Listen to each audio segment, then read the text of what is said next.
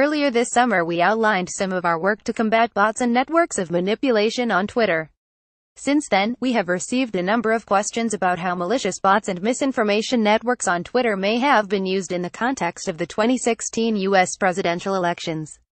Twitter deeply respects the integrity of the election process, which is a cornerstone for all democracies.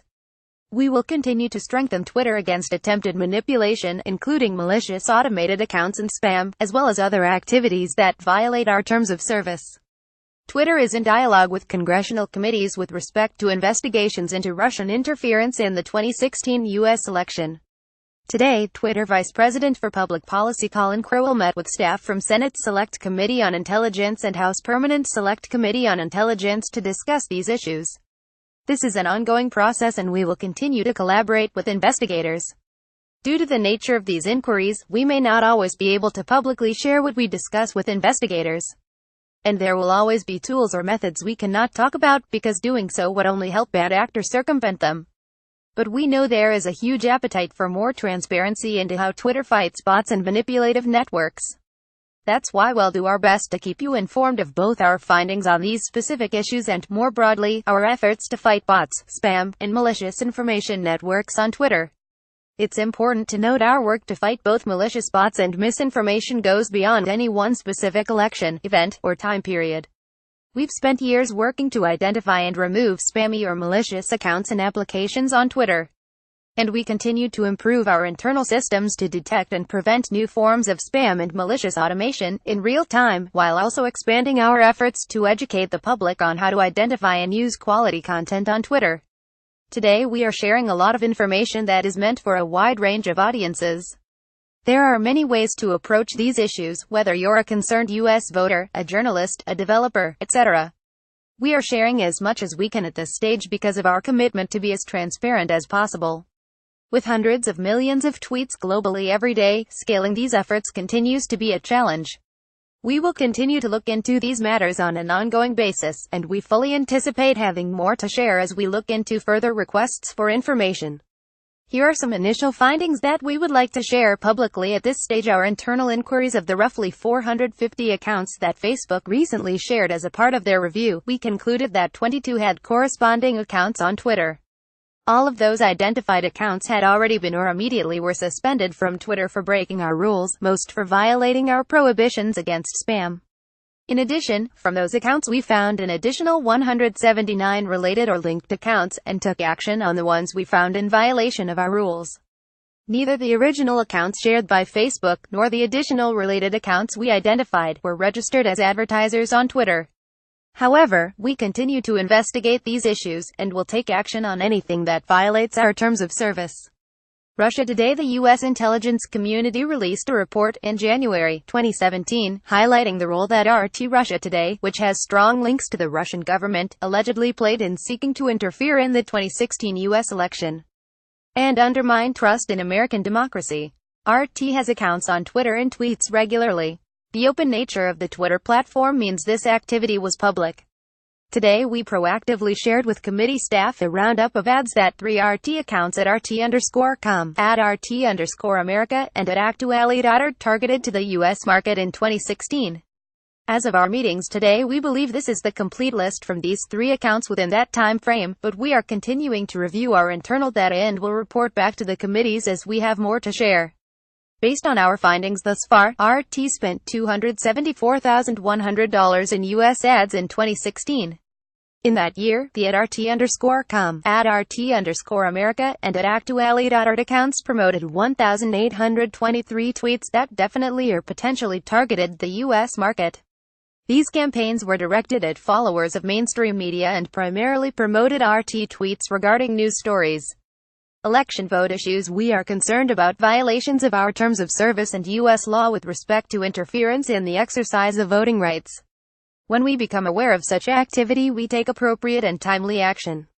During the 2016 election, we removed tweets that were attempting to suppress or otherwise interfere with the exercise of voting rights, including the right to have a vote counted, by circulating intentionally misleading information.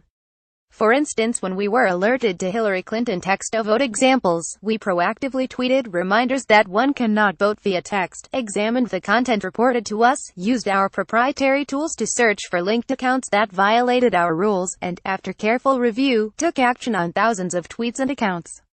We have not found accounts associated with this activity to have obvious Russian origin, but some of the accounts appear to have been automated. We have shared examples of the content of these removed tweets with congressional investigators.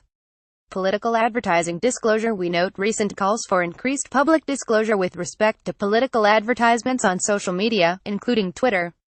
Twitter supports making political advertising more transparent to our users and the public. Internally, we already have stricter policies for advertising campaigns on Twitter than we do for organic content. We also have existing specific policies and review mechanisms for campaign ads, but will examine them with an eye to improving them. We welcome the opportunity to work with the FEC and leaders in Congress to review and strengthen guidelines for political advertising on social media. Automated traffic spam. Every online platform has to deal with spam, and there is no silver bullet. For example, the Internet Society estimated in October 2015 that up to 85% of all global email is spam, and that's after decades of every email platform in the world tackling this challenge. Obviously, email is very different from tweets, but it's important to understand the scale of what we are dealing with, and that this is a global issue for all platforms. Russia and other post-Soviet states have been a primary source of automated and spammy content on Twitter for many years. Content that violates our rules with respect to automated accounts and spam can have a highly negative effect on user experience, and we have long taken substantial action to stem that flow. As patterns of malicious activity evolve, we're adapting to meet them head-on. On average, our automated systems catch more than 3.2 million suspicious accounts globally per week, more than double the amount we detected this time last year. As our detection of automated accounts and content has improved, we're better able to catch malicious accounts when they log into Twitter or first start to create spam. We have not and do not include spam accounts that we have identified in the active user numbers that we report to shareholders. As we have said, we estimate that false or spam accounts represent less than 5% of our MOS. These are just some of our tools. The most effective way to fight suspicious bots is stopping them before they start. To do this, we've built systems to identify suspicious attempts to log into Twitter, including signs that a login may be automated or scripted. These techniques now help us catch about 450,000 suspicious logins per day. Importantly, much of this defensive work is done through machine learning and automated processes on our backend, and we have been able to significantly improve our automatic spam and bot detection tools, resulting in a 64% year-over-year increase in suspicious logins we're able to detect. We're investing in systems to stop bad content at its source if its point of origin corresponds with a known bad actor. However, the use of proxy servers, VPNs, and other forms of authentication, especially outside of the United States, may obscure the true origin of traffic on Twitter. We are working on better identifying the true origins of traffic and blocking activity from suspicious sources. We're also improving how we detect and cluster accounts that were created by a single entity or a single suspicious source. We used these techniques to stop more than 5.7 million spammy follows from a single source just last week, 9,212,017. Detecting non-human activity patterns using signals like the frequency and timing of tweets and engagements, we've built models that can detect whether an activity on Twitter is likely automated. We're expanding how we use these signals to restrict how users see suspicious accounts. Compromised account detection. To stop bad actors from exploiting otherwise healthy accounts to spread malicious content, we're investing in new ways to identify potentially compromised accounts. For example, we're building systems to detect when login activity is inconsistent with a user's typical behavior, to help get compromised accounts back under the control of their owners.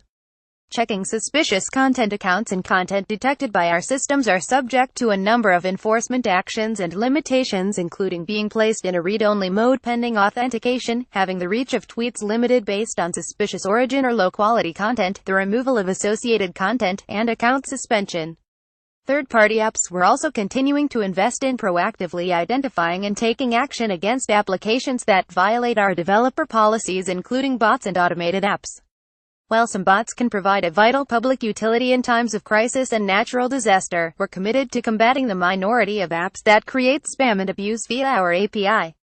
Since June 2017, we've suspended more than 117,000 malicious applications for abusing our API, collectively responsible for more than 1.5 billion low-quality tweets this year. Preventing false positives. Any automated system for detecting spam or bots has a chance of false positives, and it's our goal to bring this as low as possible. That's why we typically give users caught by our spam detections an opportunity to verify that they're legitimate before we suspend them from the platform. During this window, accounts may still appear on Twitter and via our public API, even though they are not able to create new tweets and engagements. We also limit the visibility of these accounts and their content in both search and trends. Improving phone verification. When we detect suspicious activity from an account, we may require that user to verify their phone number to regain access to Twitter. But, as spammers have adapted their techniques, we've found that not all phone numbers are equally trustworthy. We've improved our phone reputation system to identify suspicious carriers and numbers and prevent their repeated use to pass verification challenges. A note about third-party research studies of the impact of bots and automation on Twitter necessarily and systematically underrepresent our enforcement actions because these defensive actions are not visible via our API, and because they take place shortly after content is created and delivered via our streaming API. Furthermore, researchers using an API often overlook the substantial in-product features that prioritize the most relevant content. Based on user interests and choices, we limit the visibility of low-quality content using tools such as Quality Filter and Safe Search, both of which are on by default for all of Twitter's users and active for more than 97% of users. Human-directed accounts. While we have made important progress addressing spam and other forms of malicious automation on Twitter, we've identified new and emerging challenges dealing with non-automated content, i.e., human-directed accounts instead of bots that coordinate their activities to spread information. When large numbers of human-directed accounts act in coordinated fashion, it can have an effect similar to that of spam. That doesn't mean that these accounts aren't violating our terms of service. In some cases, they are, but we have to approach this problem differently than we do bots and other forms of automated content.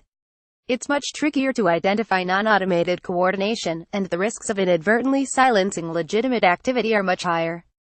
We are continuing to work on this, and are committed to getting better at it.